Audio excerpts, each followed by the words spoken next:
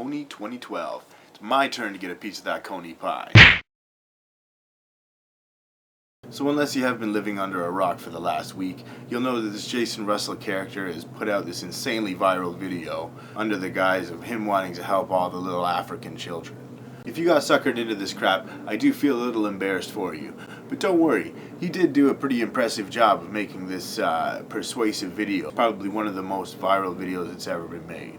When more logical people started crying foul, everybody got super defensive. Oh, how could you be against the kids? This is all, the kids are getting hurt. It's stupid to just throw your money at something and think that it's gonna solve a problem. So after watching the video, just even for the first time, I could tell that something was up. I usually get like that when people start asking me to buy shit. It's not just because I'm cheap, but it's also because I'm cheap. Right away, I jumped to my go-to excuse for not donating to charities. These big charity companies, they keep majority of the money for themselves and blah, blah, blah. It really turns out that the numbers with this invisible children campaign is actually pretty ridiculous. Like in 2010, 2011, they received like $12 million in donations, and they claimed about $8 million in expenses. It's fucking one crazy expensive viral video. Instead of using that money to actually catch this guy, they used the money to generate more donations. They're in a business of making money, not actually solving any problems. Now, I'm no expert, but $12 million to catch one dude?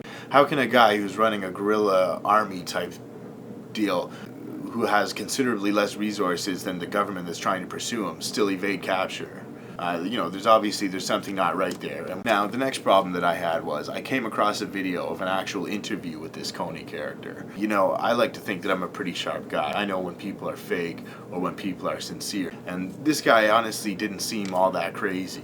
I know people lie and all that stuff. Now, I'm not saying I believe him or not, but all I know is that there are two sides, to every story. And he's basically saying that, the government in Uganda wants to smear him because he's their biggest opposition. Nobody would actually know for sure if that was the case. If the Ugandan government did want to frame him for stuff. And that got me to thinking, how do we really know that it is Kony behind a lot of this nasty shit?